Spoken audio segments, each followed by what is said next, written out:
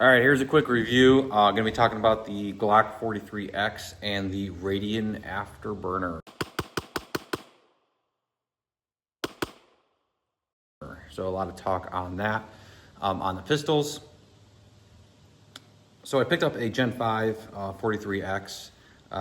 Gen 5 is going to give you, I think, a different coating on the slide with the Gen 5s, supposedly a better trigger, and a marksman barrel. Profile-wise, it's your typical 43x with your ability to mount lights, lasers, whatever you're doing down there, and then optic cut as well. So a couple things. Initially picked up the pistol, just a pistol, and started shooting it. This was going to be my new concealed carry. For those of you that say the 43x is like not snappy for a little gun, I don't know what you're talking about. This bitch is pretty snappy. Not gonna lie. It's not the most snappy little gun, but it's snappy enough where it's like, fuck, I hate shooting this thing. That's just me just being honest. So shot it. It shoots really well, but you have to overcome and shoot plenty of rounds to just get used to the firearm, right? All small pistols are kind of snappy, so, you know, don't buy it and get upset if it is, because it's the way it is, right? Anyway, the Radian Afterburner was shortly released after, maybe about a month or two before I picked this up. So I knew this was something that was gonna be an addition on it. Keep in mind, the pistol and the Afterburner combo system is close to the same price. So just understand what you're kind of getting into before you start just picking up a pistol and start buying stuff. So for the love of God, if you're thinking of buying a Radian Afterburner, buy it.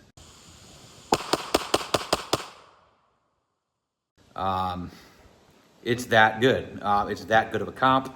It keeps it just right in line. Your red dot returns right where it needs to return to. Follow-up shots are a breeze. It's actually fun shooting.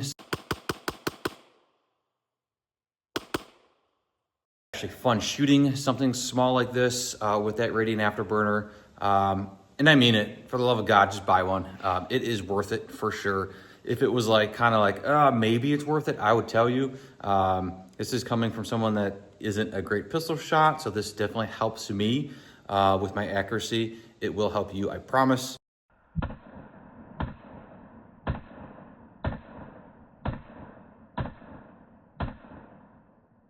Now, it's a comp. It's going to be louder, understand that.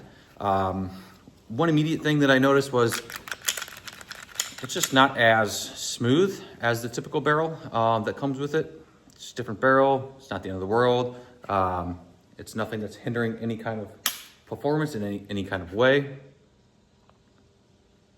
Yeah, I can't say enough good things about the Afterburner combo. It's really that good.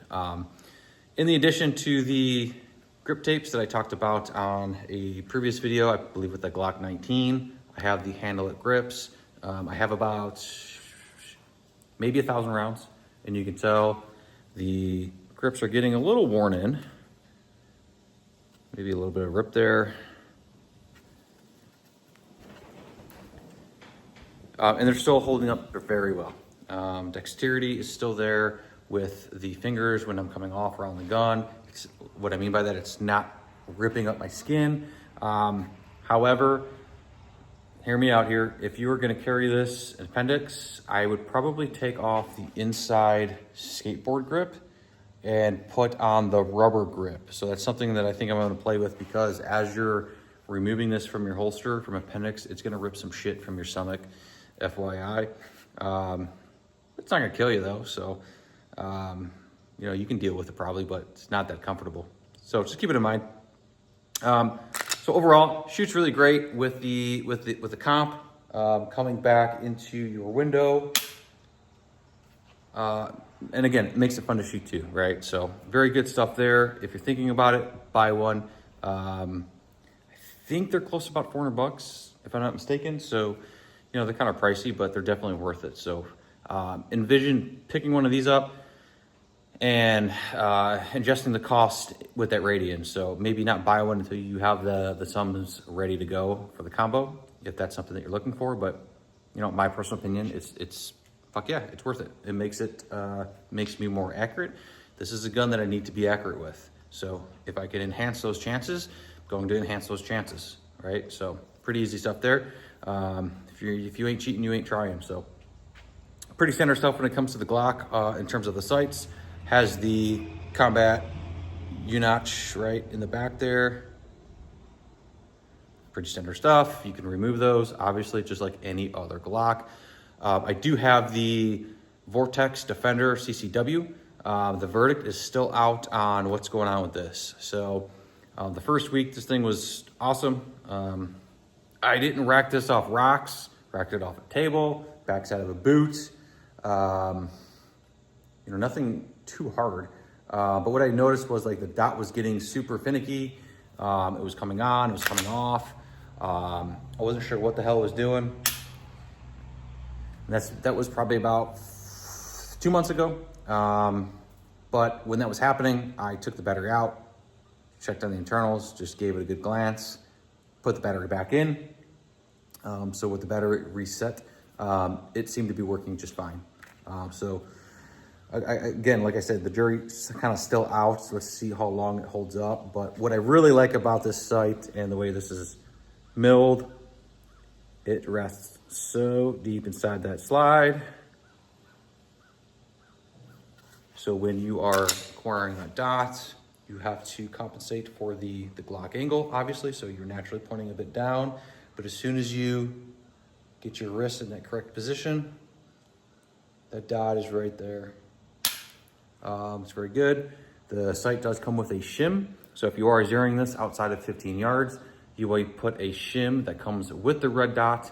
There's no mounting plates. This is a direct mount to a Glock 43x. But there is a shim if you are zeroing outside of 15 yards, I believe it is, that just kind of cants that sight just a hair. That gives you the ability to zero that if you're zeroing outside of 15 yards, I believe it is. So keep that in mind. If you see that in the packaging, that's why that is there. In terms of the pistol itself, out of the box, you get a 5.5 pound trigger, and it sucks. I'm just gonna be honest. Sometimes you get a good Glock trigger, sometimes you don't.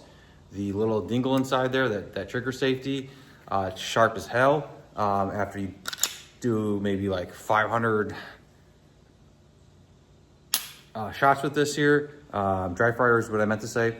You will kind of get a little blister if you're not used to shooting Glocks, so just keep that in mind.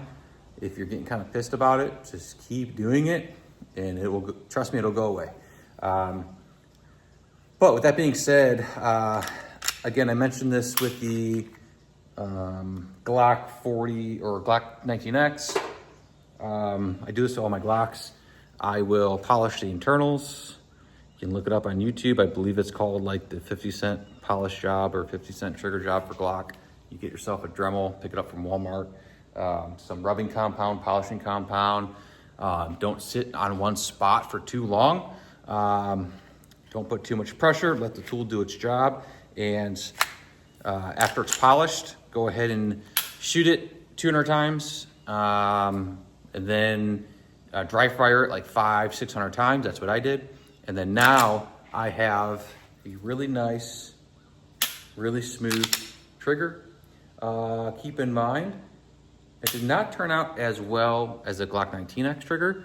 I think I measured it and it was like half a pound off. So maybe a 5-pound trigger, maybe a little bit more now that I have more rounds through it, but it'll help in just the break-in of the trigger. And so far it's so good. So, you know, with that 43X, you are getting a little bit more length in terms of concealed carry, because this is what this is all about, right? So this is what you're gonna have on you like your car keys. So you gotta love what you carry and make it work for you. So a little bit of additional length, which kind of sucks, but you know, the second option was a 48, and that 48 would have been this length anyways. And then if you were to put the Radiant comp on it, then you're making it even longer. So that's why I went with the 43X, because I dug the initial length of the 48, and I knew I could achieve that with that comp on here too. So best of both worlds with that 43 and the Afterburner combo.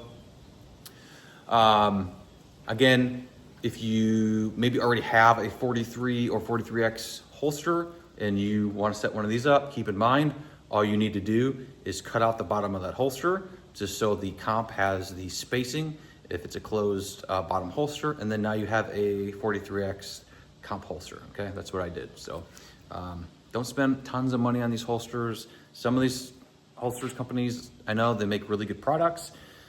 I won't get into, that kind of stuff on what your feelings are with holsters, but I don't buy, $200 holsters unless it's like a Safari for external use. But your typical KDEX shit, make sure it's from a good reputable company with a good warranty.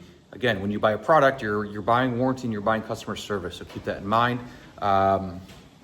But some of these holster companies are getting just way outrageous, so just keep an eye on what you're buying. So comparatively to my previous CCW carry, so we'll talk about that a little bit too. So this is a P365X, okay, from Sig. So I know the comments are going to be, oh, is it going to shoot you? Yeah, I don't know, right? We don't know. We really don't understand what happened with that airman and that P320. You hear a bunch of different stories, so who knows who to believe on that. I did have a firing pin issue with this, where the pin, the tip of it, I don't think it broke. It just seemed like it's got too smooth where it was doing like soft primer hits. I could be wrong. When the Sig stuff kind of came out, that's when I kind of put this in a drawer and said, you know what, let me kind of just wait and see what's gonna unfold with everything first. But initially, my thoughts on this, so very small, very compact. Okay, I have the stippled grip. Grip is pretty cool because you can just change those out right away. You could build these out pretty well too, since they're so modular. You can get different grips. I know Radian makes a P365 setup for this with the Afterburner combo and the lower modular grip as well. This one is cut for the Sig optic. I think it was the Romeo Zero. It's like that cheap 99-cent or $99 red dot sight. That thing is a piece of shit, FYI. So I would not rely on that. The gun, however, other than the firing pin issue, after, I don't have many rounds through this. I want to say maybe 500-600. I was having issues with it. In terms of like reliability prior to that, no issues at all.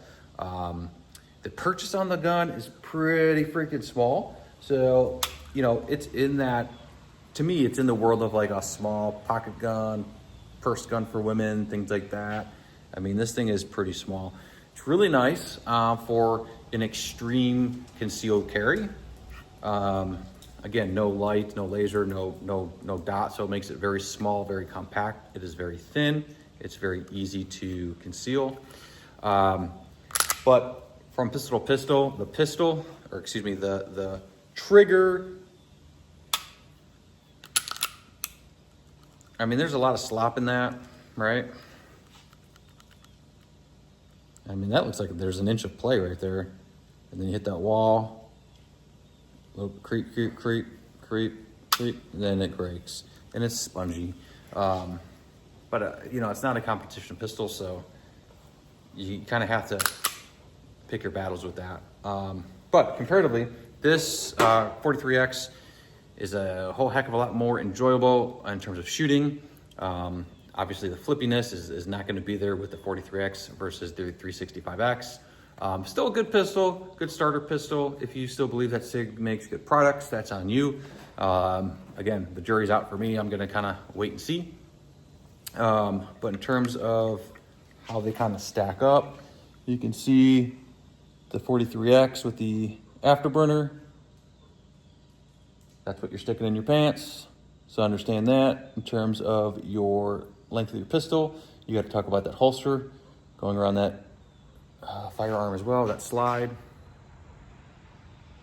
All right, so all things to consider, okay? Because what we want to do is we want to buy it once. We don't want to buy 10 different micro comps or micro carries, right? That's not the thing to do. We got to be responsible and try to purchase one thing for the tool that we need, not 10 of them. But overall, just to round this video up, Glock 43x with the Afterburner combo. Is it worth it? Spending, you know, 5 on the pistol, 3 or 4 on the Afterburner, and then I believe the red dot was 200. I think it's a great combo. I love shooting it. I love carrying it. There's confidence behind it. You know, for me, it's enjoyable that I can kind of build up a pistol to make it work for me. I think that is kind of neat. But I would also look at a few others. In addition to the FN Reflex XL, that seems to be a really good option as well. That was going to be my alternative buy if I did not go with the 43x. The grip was fantastic, the sights was fantastic, the feeling, the grip, the trigger was fantastic, which is not likely with FNs. If you guys remember or have ever shot a 509 tactical, that's a great pistol. The trigger sucked, and I would not buy another FN product until they kind of redid their pistol triggers. I believe now the 509s do have the law enforcement triggers in it where it's a flat face, so that could be a thing. I said I wouldn't buy another pistol, but I'd like to maybe shoot that once or twice. But in terms of the concealed carry, the Reflex XL would be a good opportunity to look at too. I know M&P Shield X, I think, is the newest one that came out. I really wish M&P guns didn't look dorky. They just do, you know, I don't know.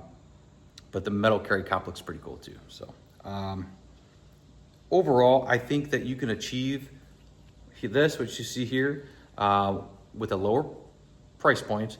Looking at like I mentioned, that Reflex XL, or, you know, again, if you're in that Sig category, maybe a Sig, and then an M&P Shield as well. So don't think you got to build things out like this. You just don't have to, right? You can definitely achieve it with the lower price tag, but if that's something that really interests you and you're like, man, are my funds going to be well spent in this direction with buying those different components? Hell yeah, it's a great pistol altogether. I think you're really going to enjoy it. The fit and finish on everything is perfect. Any changes that I would do at this point, I may, if I had to do it over again, I probably would go with a different optic. You know, maybe, I don't know, because this seems to be working okay right now. I know Vortex has got my back with the warranty, so I'm not really too concerned with it. So possibly I would jump to maybe an Apex trigger on this. I don't know. So far, so good, to be honest. I think if you got this, you'd be happy with it, but definitely use your concealed pistols. I shoot them more than, you know, my Glocks or Staccato or anything like that. That's the gun I'm more likely to use in any kind of situation. And in, you know, today's world where there's a lot of different kind of shit going on, and I'm even debating adding those kind of talking points into these videos. I'm trying to keep this just gun stuff related. But to hit on it just a little bit, you know, I think we can all assume, hey, I live in an area that shit might go down or whatever the case, or I live kind of out in the sticks, that really doesn't happen around me. You know, that's, you know, a mixed bag there. Things can happen anywhere. So just having training, the ability to use something like this to defend yourself and your family in a defense purpose will give you the confidence to do what you need to do, but you got to train with it. So that's all I had on the concealed pistols. If you guys have any questions, concerns, put it in the chat, give me a like. If you guys want to see more talk about any kind of current events, I know you can get that pretty much anywhere that you type in YouTube, but if that's something that may interest some of you and how that relates to gear, Again, I'm not gonna go too much into like the prepping portion because I'm not a prepper. However, I do lean on the self-reliance in terms of what I can offer myself and my family on our land. So we are kind of, I guess you would say homesteaders. So we raise our own meat, fruit, and vegetables, and honey. If that's something that interests you guys in maybe later videos, let me know in the chat.